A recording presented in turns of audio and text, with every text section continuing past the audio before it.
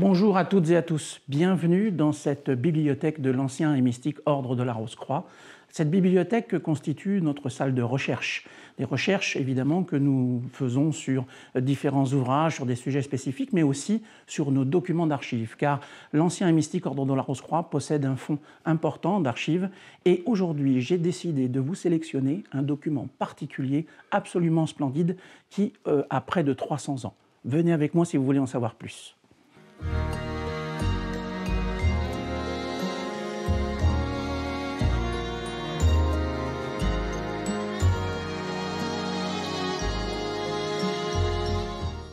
Voici donc le document en question. Alors, comme vous pouvez le voir, il s'agit d'un document manuscrit qui s'intitule Theosophia Fratres Rosae Crucis. Alors, Theosophia est formé de deux racines pour que vous compreniez. Théo signifie Dieu et Sophia signifie la sagesse. Donc, on a affaire à un document qui s'intitule La sagesse de Dieu ou la sagesse divine des frères de la Rose-Croix. Alors, avant d'ouvrir ce document, parce que je suis sûr que vous êtes impatients qu'on le feuillette ensemble, je voulais vous préciser un peu le contexte historique. Des copies manuscrites comme celle-ci, de planches alchimiques, comme vous allez le voir, qui étaient destinées à l'étude rosicrucienne, ces copies sont en fait assez rares. Et elles étaient à l'époque conservées dans les archives des loges rosicruciennes au XVIIIe siècle et servaient de base justement aux réflexions, à l'étude et aux recherches des rosicruciens de cette période. Nous avons la chance d'avoir dans nos archives, à la Morque, ce document qui n'a jamais été présenté au public dans son intégralité. Donc, c'est vraiment un privilège pour vous que de pouvoir admirer ce document et nous allons, à ce titre, le feuilleter ensemble. Alors, comme vous pouvez le voir, la première planche de ce manuscrit est absolument magnifique. Elle s'intitule Mysterium Magnum Studium Universale, ce qui signifie le grand mystère et l'étude universelle. Donc, il s'agit, comme son titre l'indique, d'étudier le grand mystère. Alors, quel était ce grand mystère qui se cache justement dans cette très très belle planche? Eh bien, le grand mystère, ici, nous sommes dans la dimension alchimique de l'être humain, mais pas l'alchimie au sens de transformer le plomb en or. Cette alchimie-là n'avait que peu d'intérêt pour les rosicruciens qui avaient bien compris en fait qu'il s'agissait d'une alchimie intérieure, d'une alchimie spirituelle. Et il s'agissait donc pour l'homme de se diviniser au gré de quelques étapes. Et donc cette divinisation permettait en fait à l'homme, évidemment, on dirait maintenant, de se spiritualiser. Donc cette quête de perfectionnement, qui est comparable effectivement à la transformation du plomb en or, c'est-à-dire la transformation de nos défauts en leur qualité opposée, eh bien, est au centre justement de cette planche. Une fois n'est pas coutume, cette planche va se lire à l'envers. D'ordinaire, on lit les documents de haut en bas, mais là, ce document-là, en tout cas, on doit le lire plutôt de bas en haut. Alors, déjà, vous pouvez voir qu'il y a la croix trilobée.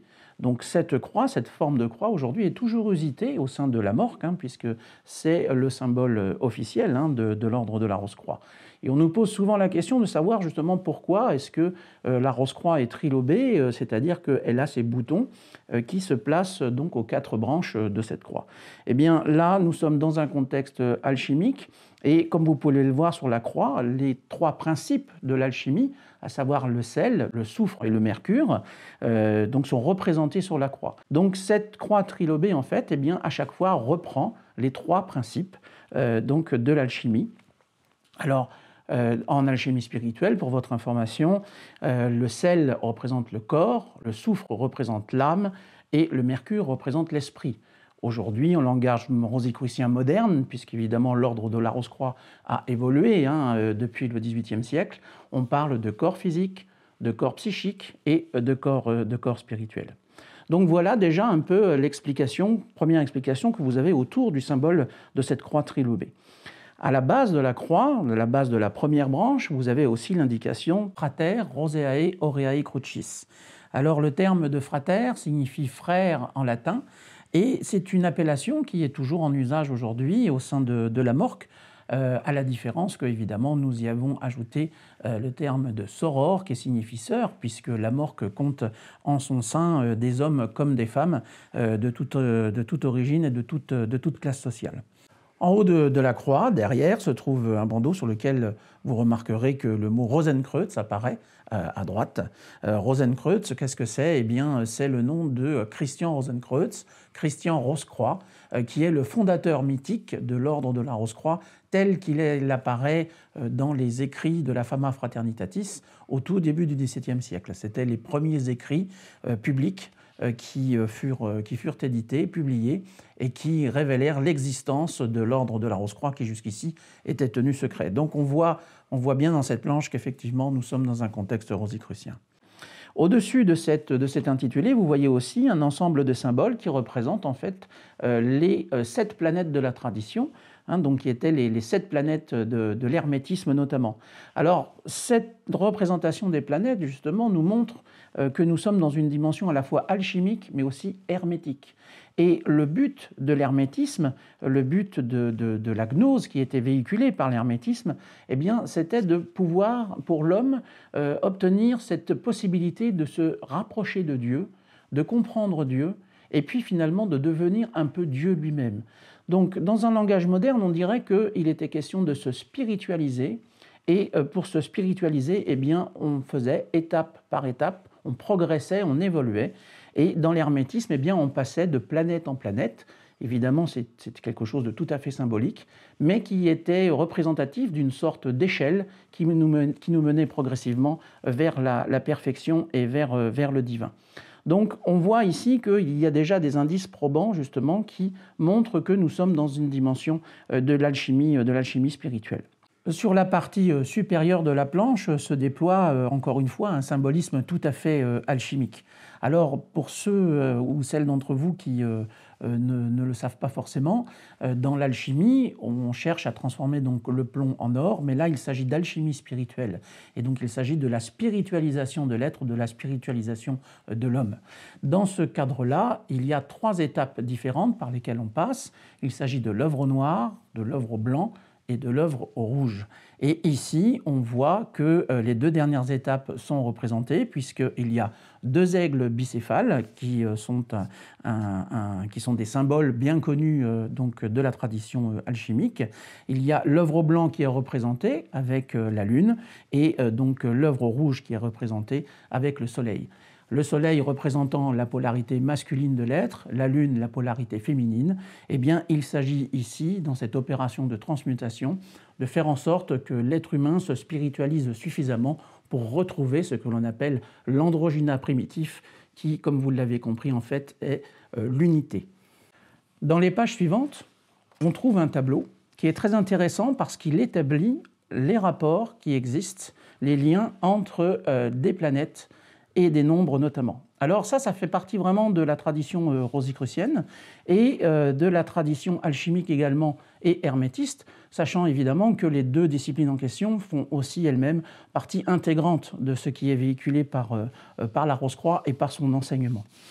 Donc ici, on voit ce que l'on appelle les 7 planètes, les planètes des anciens, qui sont les planètes principales que l'on va trouver en matière d'alchimie, et puis des nombres qui leur correspondent.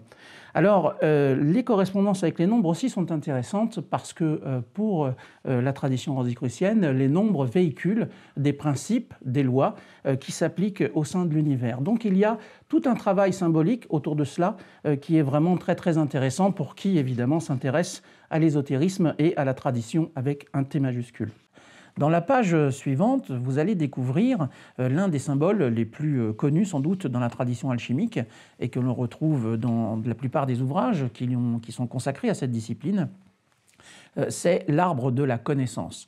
L'arbre de la connaissance qui fait évidemment référence aussi, ou du moins résonance, avec l'arbre séphirotique de la Kabbale. Alors je voulais simplement attirer votre attention plus spécifiquement sur un symbolisme particulier qui est typiquement rosicrucien. Et parfois on nous pose des questions justement sur ces symboles, donc c'est l'occasion de partager ensemble justement ces quelques explications. Comme vous pouvez le voir, à la base de l'arbre, de chaque côté des racines, vous allez trouver 2 triangles. Un triangle qui a la pointe en bas et un triangle qui a la pointe en haut. Le triangle qui a la pointe en bas, pour les rosicruciens, symbolise la manifestation spirituelle parfaite. Et le triangle qui se tient la pointe en haut symbolise quant à lui la manifestation matérielle.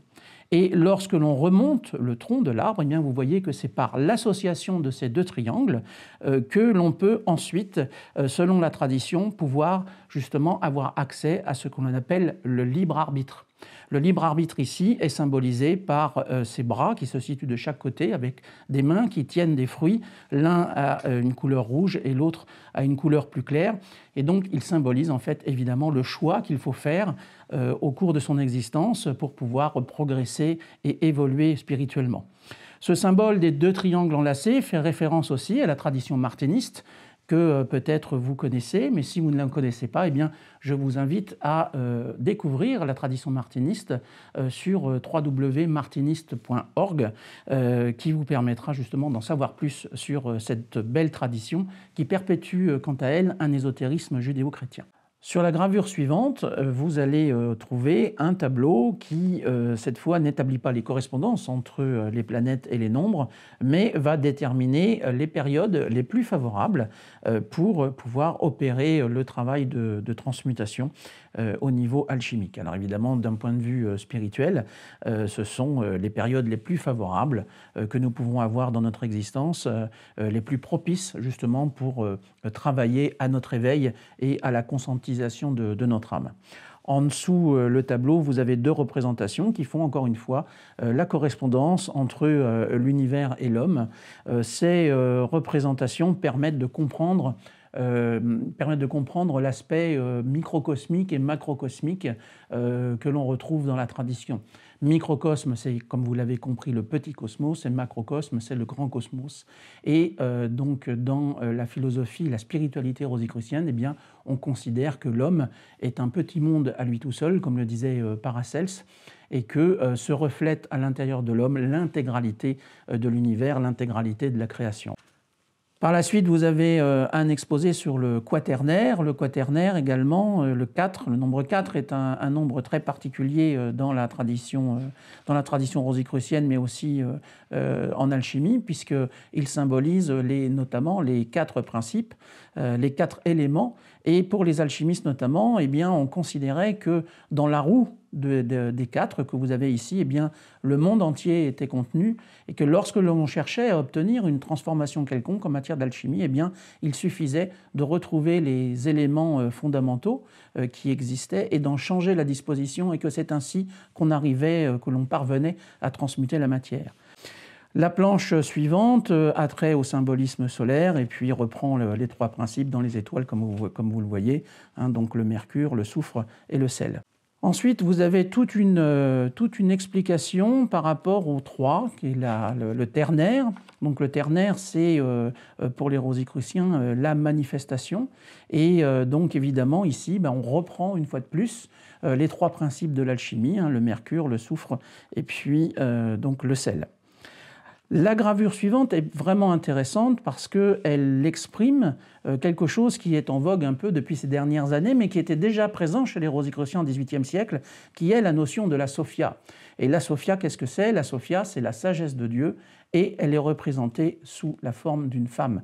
Donc c'est une expression du féminin sacré, puisque l'on considère que la sagesse de Dieu anime la création, anime la nature, elle s'exprime dans le monde par des lois, et l'on a donné à cette sagesse donc une connotation, si j'ose dire, féminine. Elle représente vraiment le féminin sacré. Et puis donc le livret se termine par des textes qui sont des explications en matière d'alchimie qui reprennent justement la thématique de ces planches. Et ce qui est particulièrement intéressant, c'est la finesse avec laquelle sont représentés donc les vaisseaux alchimiques. Alors, les vaisseaux alchimiques, qu'est-ce que c'est? Ce sont les contenants dans lesquels s'opérait justement la transmutation des métaux. Hein, et c'était les alchimistes donc, qui mettaient dans ces vaisseaux les matières nécessaires pour essayer d'opérer cette transmutation.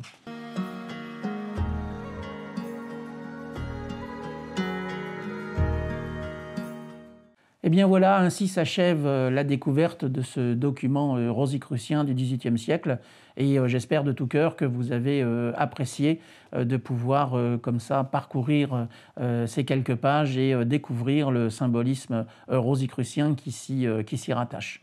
Alors sachez que quelques planches de ce document manuscrit ont été publiées dans un ouvrage qui s'appelle « Les symboles secrets des rosicruciens des XVIe et XVIIe siècles ». Alors si vous êtes intéressé, eh bien écoutez, dans cet ouvrage, vous avez des planches et surtout la traduction des textes qui accompagnent les planches, donc une traduction naturellement en français, ce qui permet de pouvoir approfondir donc tous ces sujets. Je vous donne rendez-vous pour notre prochain opus pour découvrir l'un des autres trésors qui fait partie des archives de l'ancien et mystique Ordre de la Rose-Croix. À bientôt.